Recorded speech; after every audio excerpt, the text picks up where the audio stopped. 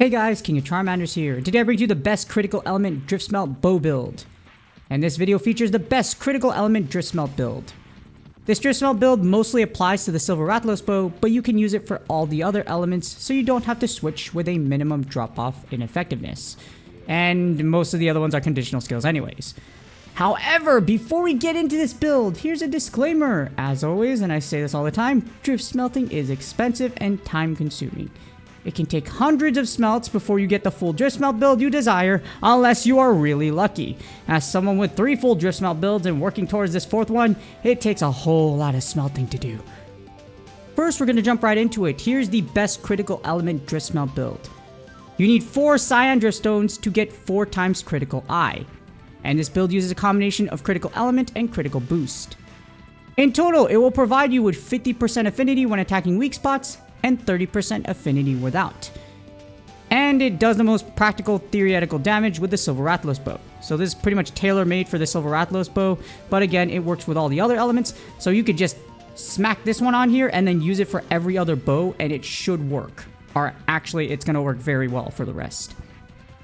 To use this build, again, you need 4 Cyan Driftstones, which will provide you 4 times critical eye, the Silver Rathalos helmet at grade 8, the Nightshade Paluma mail at grade 8, the Azure Rathalos fan braces at grade 6, Rajane Coil at grade 8, and the Silver Rathalos Greaves at grade 8.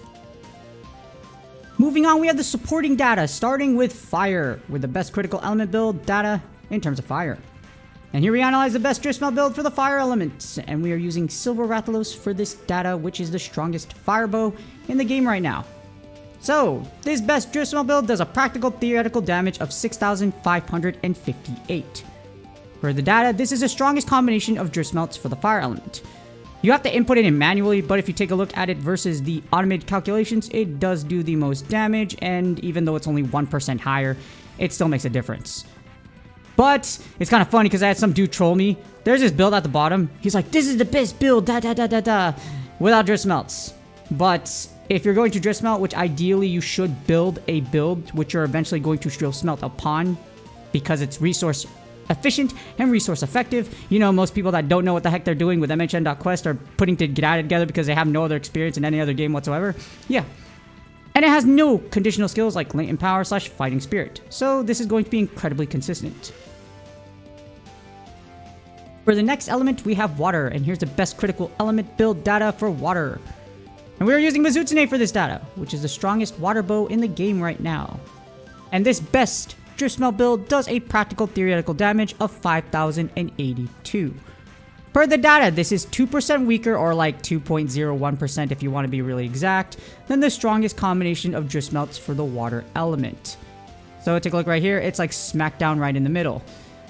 However, it is the best Driftsmelt build with no conditional skills like latent power / fighting spirit. So as you see the top two, I put the top latent power and fighting spirit builds here. That is the best. Those are the two ones with that, and you don't need it.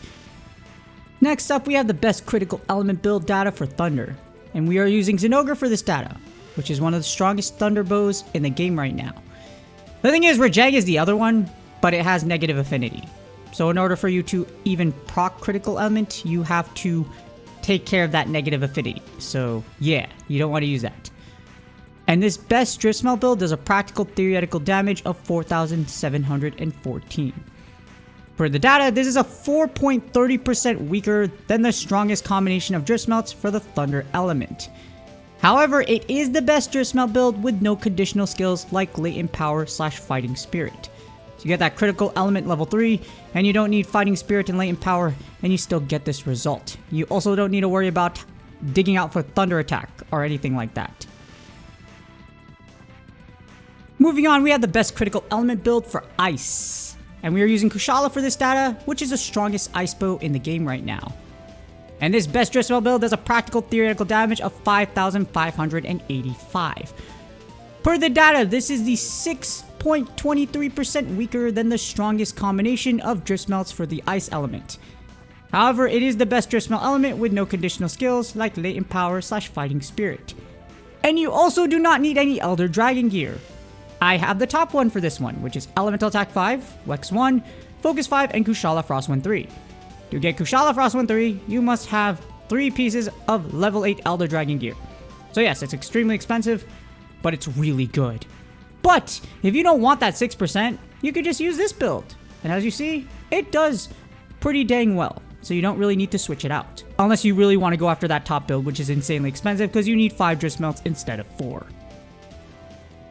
Last but not least, we have the Dragon Element. And here's the best critical element build data for Dragon. We're using the Near Gigante bow for this data, which is one of the strongest dragon bows in the game right now. The other one's Gold Rathian. And this best Driftsmelt build does a practical theoretical damage of 5,585. Per the data, this is 5.13% weaker than the strongest combination of Driftsmelts for the Dragon Element. However, it is the best Driftsmelt build with no conditional skills like Latent Power and Fighting Spirit. So you don't need Elemental Attack either, and if you don't know, Elemental Attack for Dragon isn't exactly around unless there is a Driftsmelt Bonanza. So keep that in mind. This build is awesome because again, you don't need Driftsmelt Bonanza.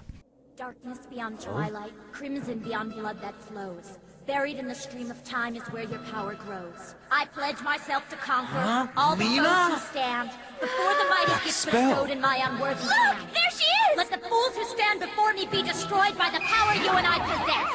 Dragon Slay! Hopefully this helps you with deciding whether or not you want to invest in a critical element Driftsmelt build. As a hunter with 3 full Driftsmelt builds and working on this one as a 4th, remember, Driftsmelting is extremely expensive and time consuming. It's going to take a lot before you actually get the one you want. Unless you get insanely lucky, which I consider myself really lucky when it comes to Driftsmelt builds. But yeah, I have 3. So if you don't have 3, or just heck, you don't even have 1, you shouldn't be giving advice. Because it is terrible advice because you don't know how hard it is. And other people definitely know how hard it is and what Driftsmelts you should use. Don't randomly Driftsmelt stuff that you don't need because it really is that expensive and time consuming. With that being said, please do me a huge favor. Like, subscribe, and comment for YouTube algorithm. Hopefully y'all are having a great time and getting all the Driftsmelts you need because in all honesty, again, I have great Driftsmelt luck. So that's the only reason why I have 3 and only like 500 smelts. But I have seen terrible luck where some of my communities like, yo, I have like 300 and I don't even have a single one, or like it's taking them forever. So yes, remember, extremely time consuming and expensive. So hopefully it doesn't take you that long before you get what you want. Good luck in your grinds, and I will see y'all on the next video.